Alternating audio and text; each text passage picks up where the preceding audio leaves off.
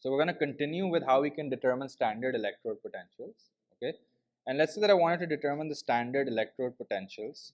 Let's say I want to determine the standard electrode potential for the following half cell, okay? I want to determine the standard electrode potential for the Fe3 plus, Fe2 plus half cell, okay?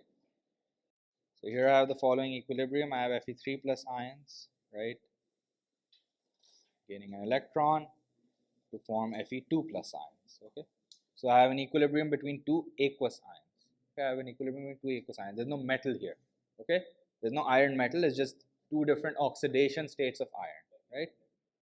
So what I want to do here is I want to determine the standard electrode potential for this half cell, right, or for this electrode. Now here we're going to use a platinum electrode. Okay, we're going to use a platinum electrode because we don't have the metal participating in the equilibrium, right? We don't have the metal participating in the equilibrium, so we don't want the electrode involved in the reaction itself. We just want a conductive surface that's inert, right? So we're going to use platinum, right? So our electrode will be platinum, right? Platinum is Pt, right? Platinum electrode. And our electrolyte, okay, we're going to have 1 mole per decimeter cube Fe2 plus solution, right? And we're going to have 1 mole per decimeter cube Fe3 plus. Okay, it's going to be a mixture of these two solutions. Since both of these ions are involved in the equilibrium, we're talking about standard potentials. We need standard solutions of both ions involved, right? Because the concentration of either of these ions will affect the position of the equilibrium. Right? And then we have the wire, right? The voltmeter. And of course, if you want to determine the standard reduction potential, we're going to connect this to the standard hydrogen electrode, right? We're going to connect this to the standard hydrogen electrode. So we have this, right? We have a beaker here, right? And that beaker will have 1 mole per decimeter cube H plus solution, right? And we're going to deliver, here we have a gas delivery tube, right, for the delivery of hydrogen gas, right?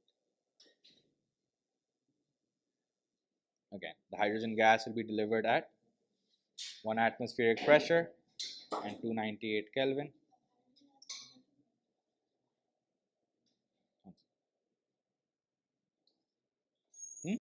And here again our electrolyte is 1 mole per decimeter cube, 1 mole per decimeter cube H plus solution, right? So we can use something like HCl, for example.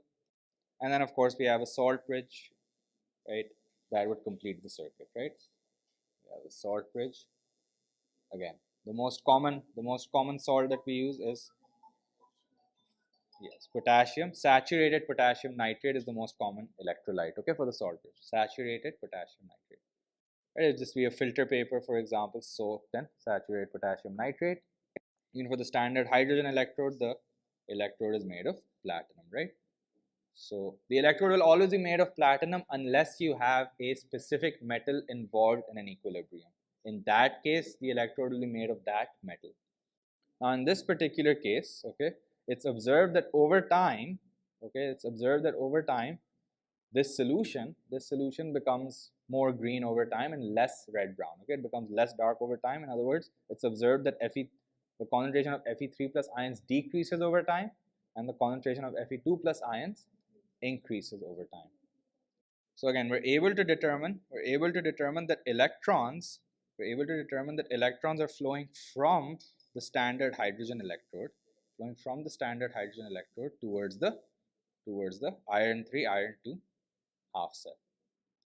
Now, of course, we know the standard reduction potential or the standard electrode potential for the standard hydrogen electrode is just 0.00, right? This has a standard reduction potential of 0.00 volts, right? So this has a standard reduction potential of 0.00 volts, right? And we want to determine the standard reduction potential for this guy here. right? And we have observed, as I said, from our observations, we're able to tell that the electrons are flowing from the standard hydrogen electrode towards this iron 3, iron 2 half cell. Now this means the following half equations are taking place, right? Again, we've been able to identify, right, through the color change of the solution, right, that again the solution of iron 3 ions is sort of a reddish brown solution. Iron 2 is a green solution, right? So over time we see that the solution is becoming more green, okay, which means that we have been able to identify that in this particular cell, iron 3 ions are undergoing reduction, right? In other words, electrons are flowing towards this electrode, right? We have a gain of electrons here. This is your cathode, right? This is your cathode, and then gain of electrons, in other words, reduction takes place at the cathode. So that means at the anode we have anode is where oxidation takes place. We have a loss of electrons, so we have hydrogen gas, right? We have hydrogen gas forming H plus ions. Okay, so we have 2H plus 2 electrons, right? That's the half equation for the anode. So over here, if we were to compare the oxidizing agents and the reducing agents involved, right, we can say that when we talk about the oxidizing agents, right, we can say that Fe3 plus is a better oxidizing agent than H plus ions, right? Because Fe3 plus is undergoing reduction more readily than H plus ions, right? In this, when we connect these two half cells, we realize that Fe3 plus undergoes reduction. Again, when we connect these two half cells or these two electrodes, we observe that Fe3 plus undergoes reduction and hydrogen gas undergoes oxidation. So when we talk about reducing agents, right, we know that hydrogen gas is a better reducing agent than Fe2 plus. Okay, hydrogen gas will undergo reduction, right? So we can say that, or will undergo oxidation, right? So we can say when we talk about reducing agents, right, we can say that hydrogen gas is a better reducing agent than Fe2 plus. Now in this particular case, the EMF of the cell, okay, the EMF of the cell that we get, okay, is equal to 0.77 volts. All right. Now, obviously, again, the standard hydrogen electrode is assigned a value of 0. So we want to figure out the standard electrode potential for this. And we know that Fe3 plus is a better oxidizing agent. It's a better oxidizing agent than H plus. So therefore, the standard reduction potential for Fe3 plus will be positive 0.77 volts, right? The more positive it is, right, the more favorable that reaction is. If it's 0 for this, we know that it's going to be positive for Fe3 plus, since it's the better oxidizing agent. Remember, the standard reduction potential is a measure of the oxidizing strength, right? More positive standard electrode potential, standard reduction potential, better oxidizing agent. So here, right, again, if you look at the overall equation for this reaction, right, if you look at the overall equation, we have to balance the electrons, right? So we have 2 Fe3 plus, 2 electrons, and then 2 Fe2 plus, okay? And then the overall equation that we get is 2 Fe3 plus hydrogen gas, okay, gives me 2 Fe2 plus and 2 H plus. Now if you look at this half equation, right, we have an E value of, E naught value of plus 0.77, right? We have an E naught value of plus 0.77 volts. Now this is what I want to clarify, right?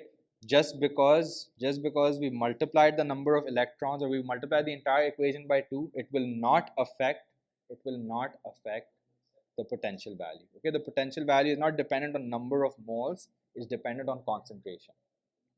Okay, unlike enthalpy changes, which are dependent on number of moles, right? If you multiplied the equation by 2, the value of the enthalpy change would also multiply by 2. Here, the value of the potential remains unaffected, whether it was 6 electrons or 2 electrons or whatever. Okay, so here we have Fe3 plus electron giving you Fe2 plus, that has a value of plus 0.77, right? We're looking at the forward reaction, and obviously for this guy we have 0.00 volts, right? So the overall, again, the overall EMF that we get is just the sum of these two. So we get the E naught of the cell is equal to plus 0.77 volts. Okay, E naught of the cell is equal to plus 0.77 volts. So in this particular cell, we can also say that this is our negative terminal, right? Since electrons are going from this electrode to the iron 3 iron 2 half cell, right, to this electrode. So we can say that this is our negative terminal and this is our positive terminal. So again, knowing that we have a potential difference of 0.77 volts, right, and also knowing that this is our positive electrode and this is our negative electrode, right, and the fact that our terminal, right, positive terminal, negative terminal, we know that this has standard potential of 0 volts, right, so this must be, for the iron 3 iron 2 half cell, the potential must be positive 0.77 volts. Okay, so you can look at what the terminal is. If it's a positive terminal, it's going to be positive 0.77 volts. Okay, however, more intuitively or conceptually, you should know that since the reduction of iron 3 is favored to the reduction of H plus, right, the standard reduction potential will be positive.